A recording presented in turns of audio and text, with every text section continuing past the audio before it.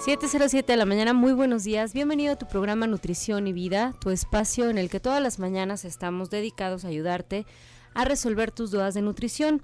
El día de hoy, como todas las mañanas, tenemos preparado para ti un programa muy interesante que estamos seguros que te va a ayudar a tomar decisiones un poquito más saludables.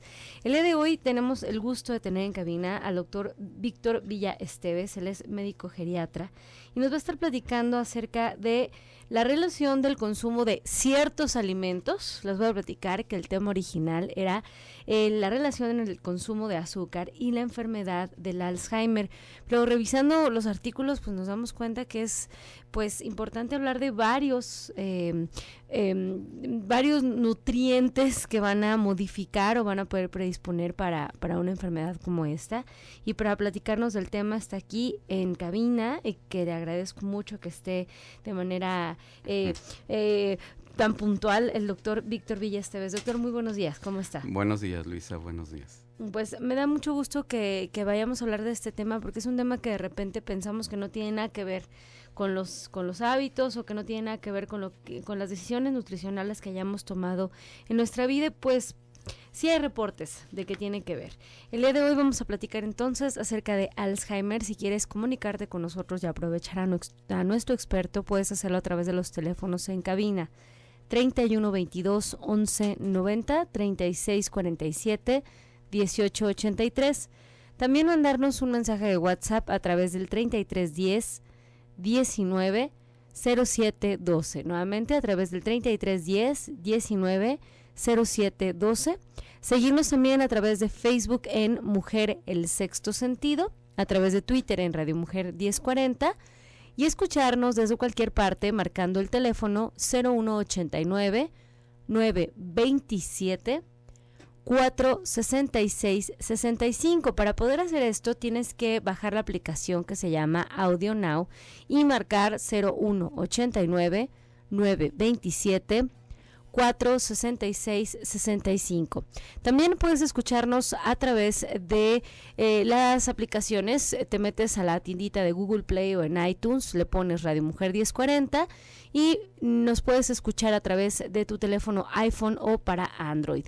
Así es que bueno, vamos a empezar con el tema, doctor. ¿Qué le parece si empezamos, para todos aquellos que no estamos tan familiarizados con el término, a definir qué es el Alzheimer? Así es. El Alzheimer es una enfermedad crónica, es neurodegenerativa. Como su nombre lo dice, afecta al cerebro y de alguna manera tenemos que entender que es una enfermedad, una vez hecho el diagnóstico, que es irreversible y mortal. Es decir, hasta el día de hoy no existe una cura contra el Alzheimer. La principal demencia, que es la principal demencia porque no es la única demencia que tenemos los seres humanos, y es la demencia más común, más frecuente. Y esta enfermedad ya tiene desde 1907, más de 100 años que fue diagnosticada, y ha sido o es quizás una de las enfermedades degenerativas. Y cuando hablamos de degenerativo hablamos de que depende del tiempo, es decir, conforme pasan los años, las personas tenemos tendencia a padecer más o a sufrir este padecimiento en casa, aunque no tengamos antecedentes. Porque sí quiero hacer énfasis que hay dos tipos de Alzheimer. El Alzheimer que es dependiente de la edad, y también tenemos el Alzheimer familiar, que es por mutaciones genéticas y que ocurre o sufren personas de los 30 a 40 años de edad. Entonces esta enfermedad pues es irreversible, es mortal, es progresiva y va deteriorando la capacidad mental de la persona. La capacidad mental, ¿quiere decir que va a empezar el paciente a presentar qué tipo de síntomas? Bueno, la mayoría de las personas siempre hablamos de la memoria, trastornos en la memoria, como uno de los principales síntomas que ocurren en la enfermedad, la pérdida de la memoria. Incluso aquí hay una confusión porque muchas familias o individuos creen que porque un adulto mayor, un abuelo, recuerda dónde vivió hace 60 años y lo que hizo y a qué escuela iba y el nombre de su maestro, ya tiene muy buena memoria. Y lo que pasa es que la memoria a su vez se fragmenta en varios tipos. Y aquí hablamos de que tenemos dos principales, es memoria a corto plazo y memoria a largo plazo. Y memoria a largo plazo hablamos cuando son esto que sucedió en la infancia, evocaciones que tienen común hace varios años. Y la memoria a corto plazo es toda aquella información que el individuo adquiere en las últimas horas. Entonces, lo que no entienden es que muchas veces no porque un individuo recuerde lo que sucedió hace décadas, significa que tiene buena memoria. El Alzheimer lo que se afecta es la memoria de evocación o la memoria temprana, la que retiene la información. Ese es el problema de memoria. Pero no solo en la memoria, tenemos problemas en la orientación, en el lenguaje, en el razonamiento, en el juicio, en la capacidad de todo lo que es las funciones del ser humano. Por eso decimos que el diagnóstico de demencia implica que el individuo tenga problemas para realizar las actividades de la vida cotidiana. Para realizar esas actividades de vida cotidiana que sería tan fácil como pensar en ir al trabajo, ir a la tienda o hacer un súper solo, etcétera, etcétera. Entonces, entendiendo que es una enfermedad neurodegenerativa, tenemos que hablar entonces de cómo quizás protegernos con hábitos y específicamente con ciertos nutrientes para poder quizás disminuir los factores de riesgo para la aparición de esta enfermedad. Regresando al corte, me gustaría, doctor, que nos platicara un poquito acerca de lo que se sabe, los reportes que hay, pues ya validados, que se han hecho con poblaciones grandes, que es de lo que más nos podemos fiar, para poder platicar acerca de, híjole, me voy a aventurar a decirlo, prevención de una enfermedad como esta. Quédense con nosotros, estamos platicando con el doctor Víctor Villa Esteves sobre la relación del consumo de azúcar y alimentos y el Alzheimer. Quédate, estás en el 1040 de AM. Regresamos.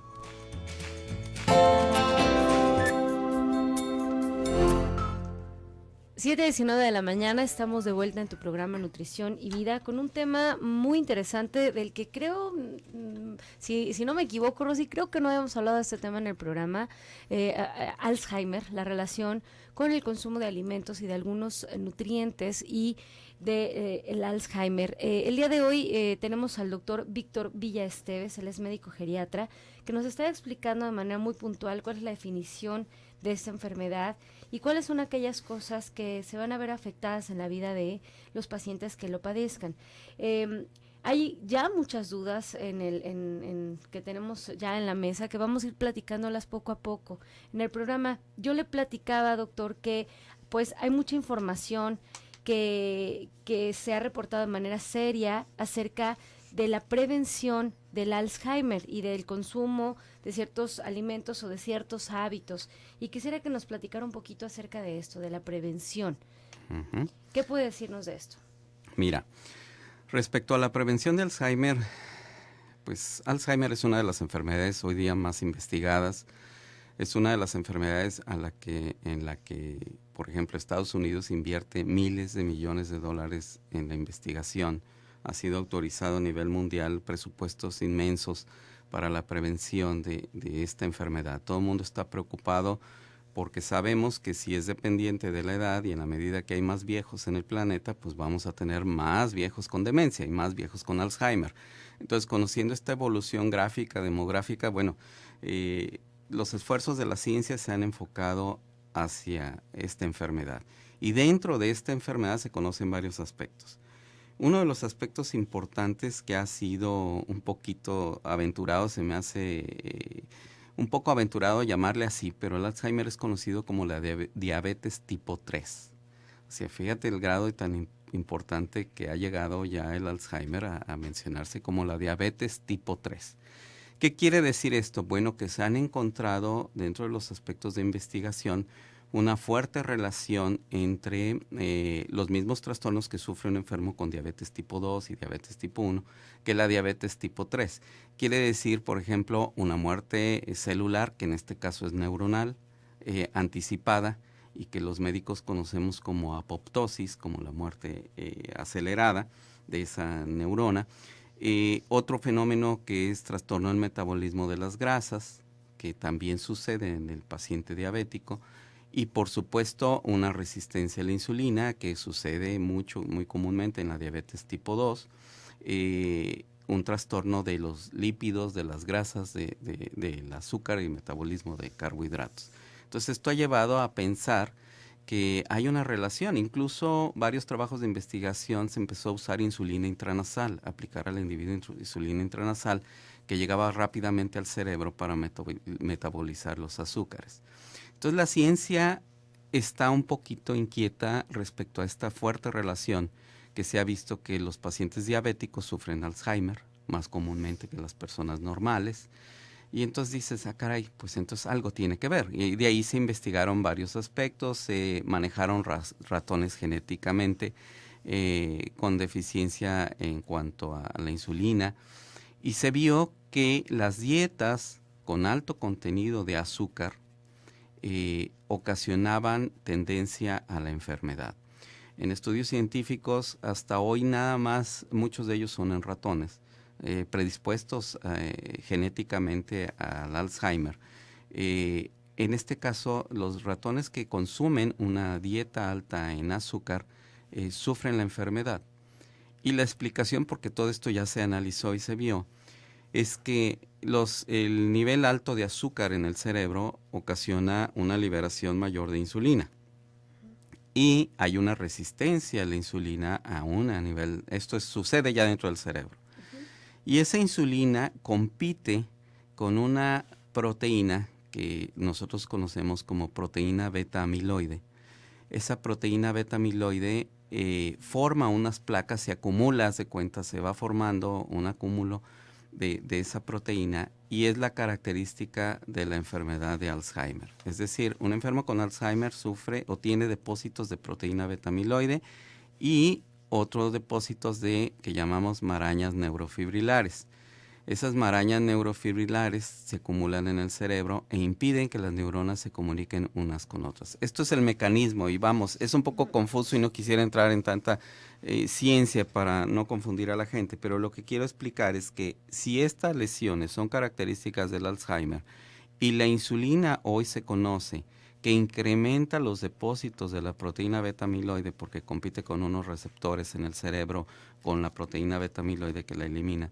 Entonces, esto va ocasionando a la predisposición a la enfermedad. Por tanto, el incremento alto de azúcar en la dieta, y cuando hablo de azúcar hablo también de la fructosa, no nomás de la sacarosa, sino también de la fructosa en sí que contiene el azúcar.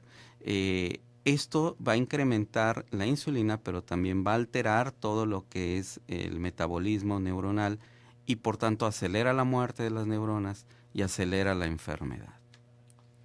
Qué interesante, es un mecanismo que, bueno, desde mi perspectiva queda bastante claro. Quizás, como decía usted, puede ser que no nos tengamos que meter tanto al tema de cómo funciona, pero sí, definitivamente la posibilidad de comunicación entre neuronas se va a ver afectada por el consumo alto de azúcares. Lo podemos poner en palabras como sencillas. Uh-huh. Entonces, sí sería importante entender que el tema de la resistencia a la insulina no solamente va a tener que ver con la diabetes tipo 2, sino con la tan llamada, y me encanta el término, la verdad es que es algo que yo no lo había percibido así, le agradezco que me lo haya explicado, diabetes tipo 3. Así es. Bien, esto es con el tema de los azúcares. Ahora, se ha especulado mucho, doctor, con respecto al uso de, como uso preventivo, el consumo de omega 3, 6 y 9. Uh-huh. ¿Qué se sabe del consumo adecuado de estos ácidos grasos esenciales y la prevención de enfermedades neurodegenerativas? Mira, el cerebro es un tejido tan delicado, las neuronas son pero tan delicadas que por algo están cubiertas de nuestro cráneo, ¿no? Tan duro. Es decir, las neuronas y nuestro cerebro están sujetas a que si el individuo sufre o tiene muchos aspectos en su vida cotidiana que llamamos factores de riesgo, estas neuronas se pueden terminar y ocasionarnos la enfermedad. Entonces, cuando hablamos de qué causa Alzheimer, no lo causa nada más el azúcar. Ahorita vimos esa vía del metabolismo del azúcar, pero también entra la vía del metabolismo de los lípidos, la vía de las grasas, los ácidos grasos, los triglicéridos que incrementan también el azúcar por otra vía y demás. Y como el colesterol, etcétera, la elevación del colesterol y los trastornos de los lípidos pueden ocasionar también la enfermedad.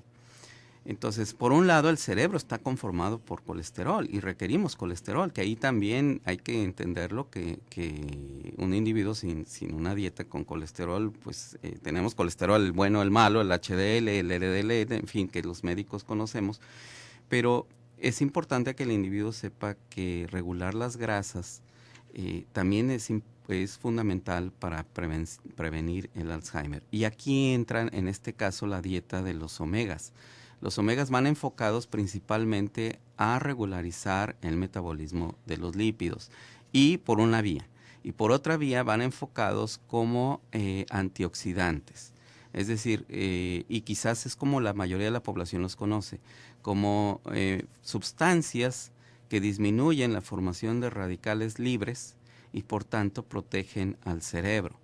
Entonces sí se ha visto que cuando existen trastornos neurológicos, entre ellos el Alzheimer, pero también, por ejemplo, en el caso de los temblores y en el caso del Parkinson, que hay un sufrimiento neurológico, estos omega protegen la membrana de la célula neuronal y aquí no hay gran diferencia entre el 3, 6 y 9. Sí, por supuesto que podemos tener preferencias hacia unos y otros, pero en general todos los omega en particular nos van a ayudar a la protección de la neurona, ¿no? Bien, o sea, se trata de entenderlo como en dos vías, ¿no? La regulación de los ácidos grasos en el torrente, digamos. Así es. Pero además en la sangre, protección de la membrana.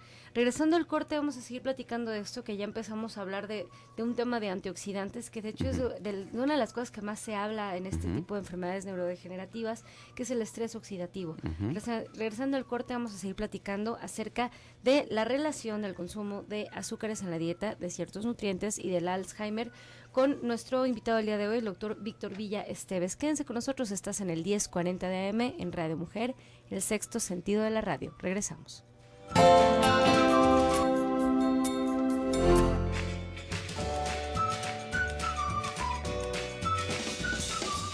¿Le falta algo a tu receta? Sal, aceite, especias. Aquí tenemos el ingrediente de la semana. Con el término ensalada se designa genéricamente un grupo de hortalizas a hojas consumidas predominantemente crudas, y esta semana hablaremos de ellas. Fueron los antiguos romanos y griegos quienes empezaron a servir vegetales crudos sazonados con sal, vinagre o aceite, es decir, ensaladas, cuyo nombre deriva del vulgar romano hierba salata. Los antiguos médicos griegos creyeron que la ensalada y en particular la lechuga podía tener una ligera acción soporífera. Se promovió en todo el occidente atribuyéndole diversas virtudes terapéuticas. Continuamos.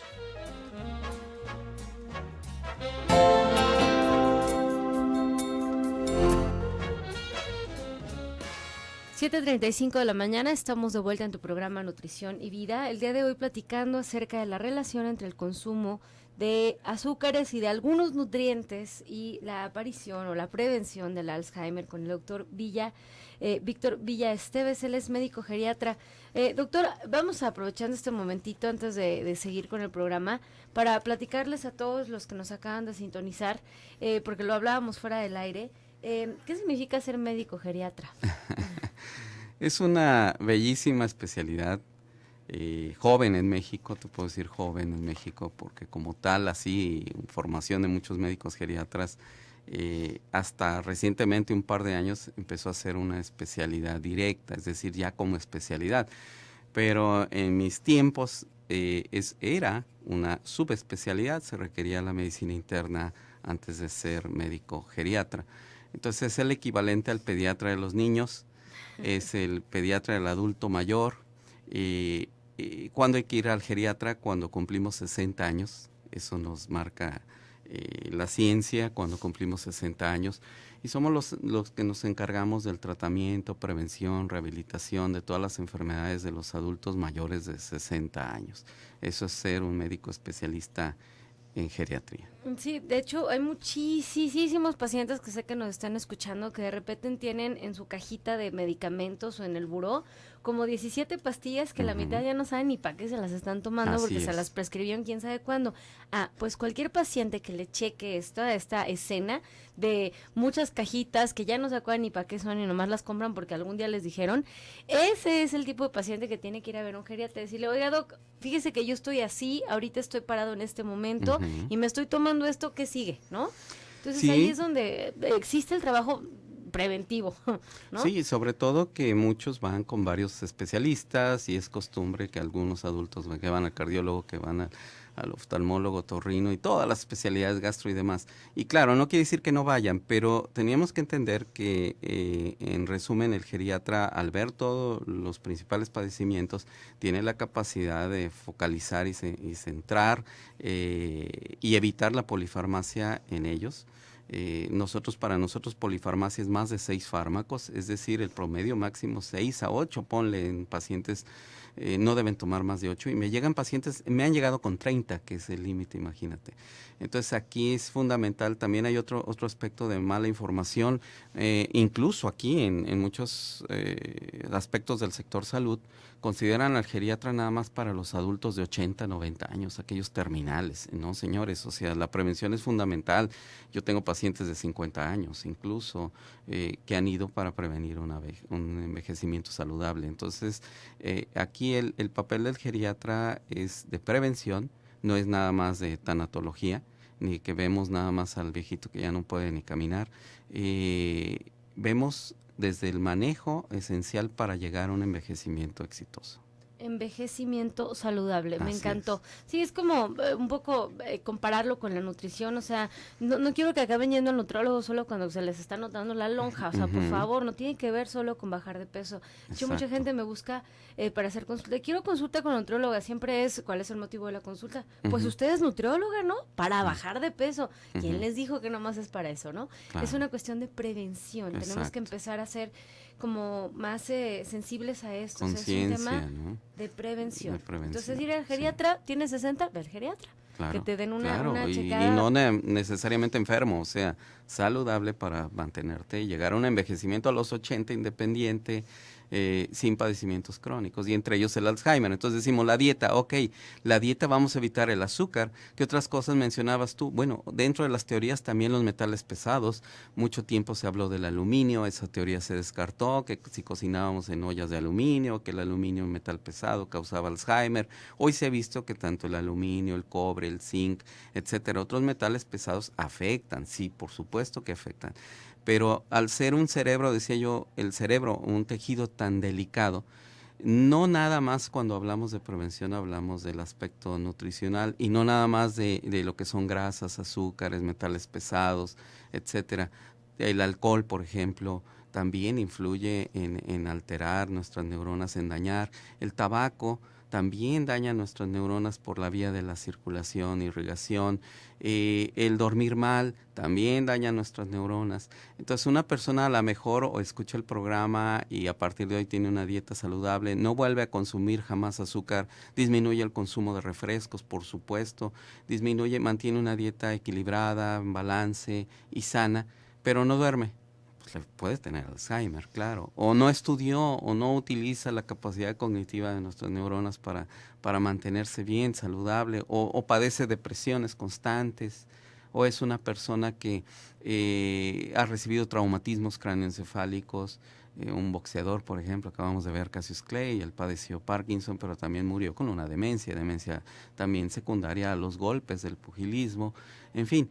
Es una entidad al final de cuentas multifactorial y por lo cual la prevención en el caso del Alzheimer es fundamental y de las más importantes la nutrición, pero también el ejercicio y los factores de riesgo juegan un papel importante. Muy, muy importante. Doctor, yo le mencionaba acerca del estrés oxidativo, que hay muchos reportes que hablan acerca de que tenemos que disminuir esta condición.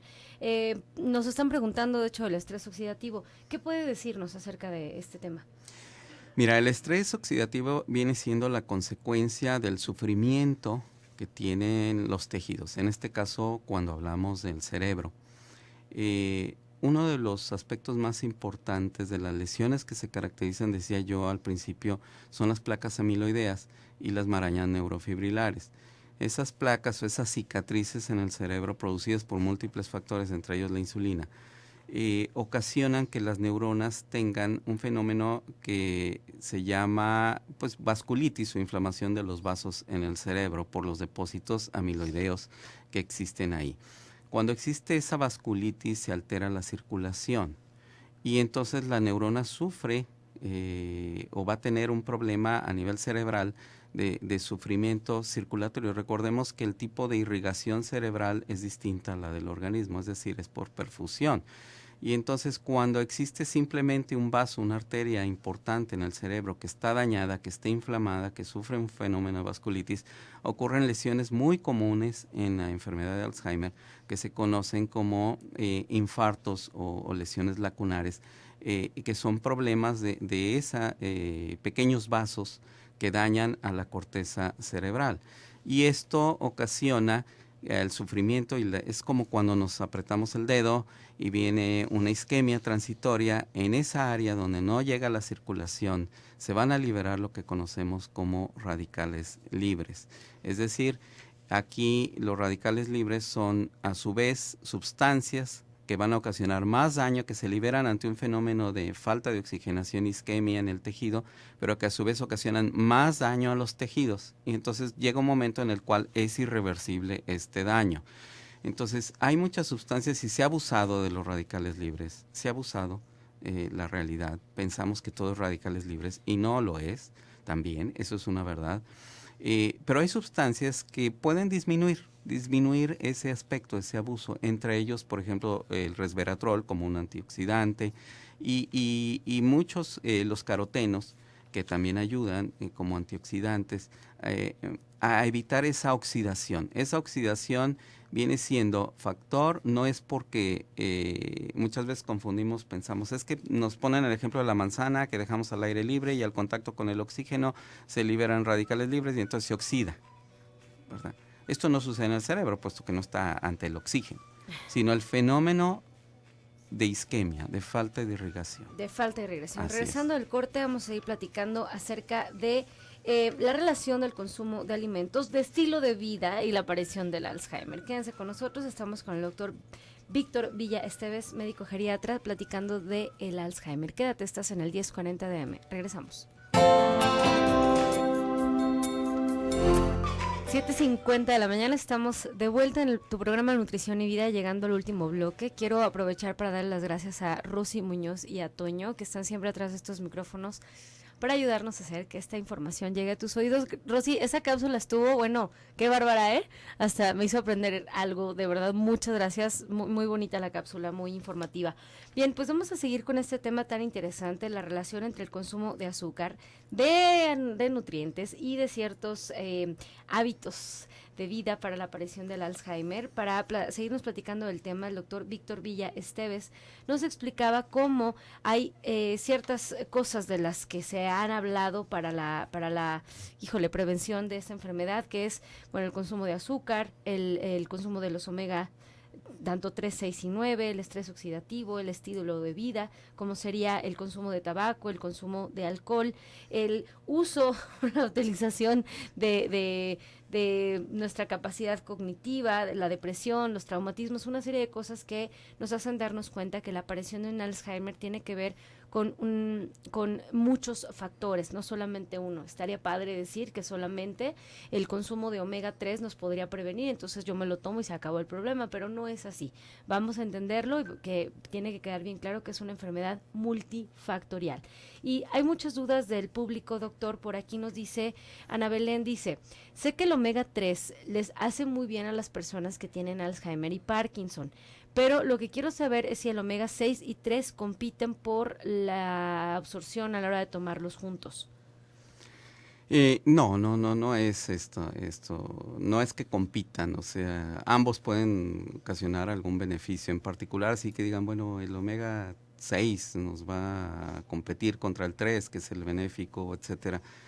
No, y respecto a esto de los omegas, decías tú algo muy importante, no porque me tome una cápsula de omega yo voy a evitar un Alzheimer, no porque tome antioxidantes voy a evitar un Alzheimer. O sea, son factores, insisto, que contribuyen a la prevención. Hoy recomendamos el consumo de nueces, el consumo de almendras diario, el consumo del vino tinto, nuestra copita en adultos, una al día, como antioxidantes, los arándanos, todas las frutas rojas que llamamos, que contienen gran cantidad de antioxidantes, licopeno, en fin, algunas sustancias que favorecen y ayudan y protegen nuestras neuronas.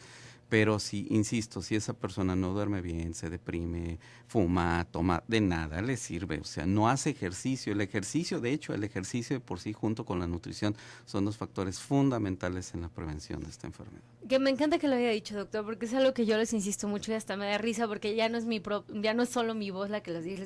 Siempre les digo, enfóquense en lo central. Es primero como bien, o sea, estoy comiendo pescados de agua fría, estoy comiendo nueces, vegetales, hago ejercicio. Y no enfocándome en si le voy a poner una uña o media uña de jengibre al licuado. O sea, eso no tiene sentido. O sea, si no estoy haciendo ejercicio, no estoy consumiendo primero los alimentos que debo, no puedo pretender que ningún suplemento me vaya a hacer magia. O sea, no va por ahí. Entonces, primero es el estilo de vida, que es comer alimentos completos. Y ojo, arándanos no van con azúcar, ¿eh? Y el vino tinto no puede ser voy a decir la marca, no puede ser el Lambrusco porque ese es puro azúcar. Entonces nada de que estoy tomando arándanos de los que me venden deshidratados y azuquitar diario en ese vino tinto que es puro azúcar, ¿no? Entonces hay que enfocarnos en lo central. Bien, nos dice por aquí Asunción López, soy una persona de la tercera edad y mi papá lo tuvo, al grado de que desconocía a uno de mis hermanos. ¿Qué se puede hacer para prevenirlo? Habría que ver la edad que lo tuvo, porque, por ejemplo, ahorita tenemos un programa de Alzheimer familiar en el cual incluso estamos teniendo contacto con familias que tienen o tuvieron Alzheimer a los 40 años y murieron. Estos definitivamente obedecen a un gen que nosotros llamamos de la presenilina 1, una mutación en el gen de la presenilina 1, y esto ocasiona que el enfermo o la familia sean portadores de esa mutación.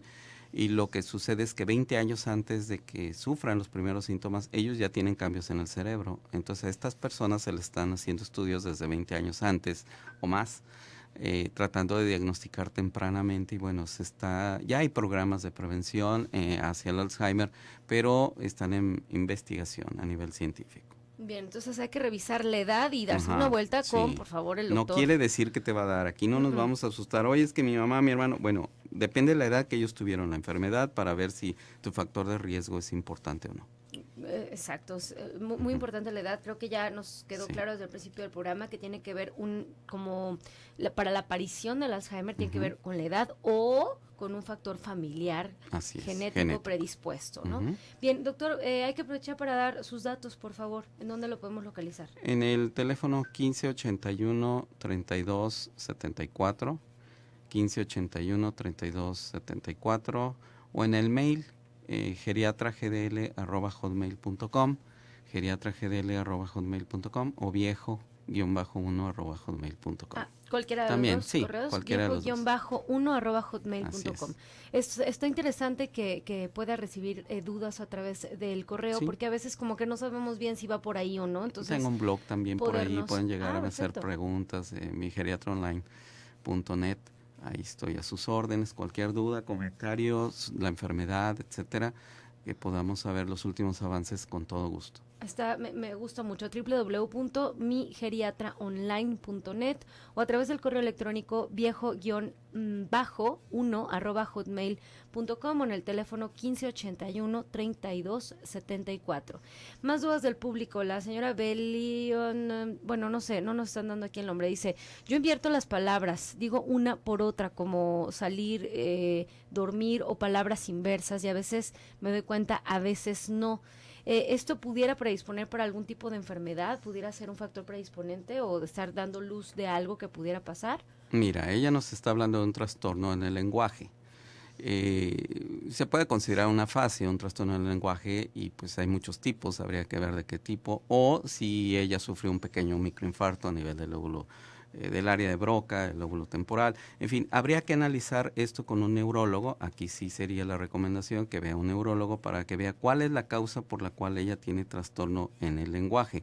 Y respecto a su pregunta es, no necesariamente todos los pacientes con trastornos neurológicos van a sufrir demencia, sin embargo, es un factor de riesgo el hecho de tener una enfermedad previa o neurológica. Correcto. Nos dice por aquí Blanca, dice, ¿cuál es el aceite que se puede tomar para evitar el Alzheimer? Ojalá pudiéramos decirle, No, ¿verdad? es que por ahí mencionan que un aceite de coco ayuda en la prevención y evita el Alzheimer. Hay muchas cosas que se dicen, por favor, no crean. Ayer o antier decían que la cerveza prevenía el Alzheimer. O sea, si estamos hablando que todo el consumo de azúcar, todas aquellas sustancias que nos aumentan de peso van a alterar nuestro metabolismo, van a incrementar la obesidad, es un factor de riesgo para el Alzheimer, la diabetes es un factor de riesgo para el Alzheimer. Por supuesto que aquellas sustancias que nos hablan hoy gente y que escuchamos así en general, no debemos de hacer caso, hay que recurrir a fuentes serias. Fuentes serias, que de hecho, doctor, no me van a dejar mentir, todos aquellos que nos escucharon en Expo Guadalajara, fue precisamente de lo que yo les hablé. Se llamó Las mentiras, ¿Ah, sí? las verdades y las fantasías de la nutrición. Y yo les decía, si ustedes están leyendo en Facebook información y leen que en Suiza se hizo no sé qué estudio para decir no sé qué y que parece y que hay un causante de, por ejemplo, decían que la leche causaba cáncer de mama. Les digo, ay, ojalá.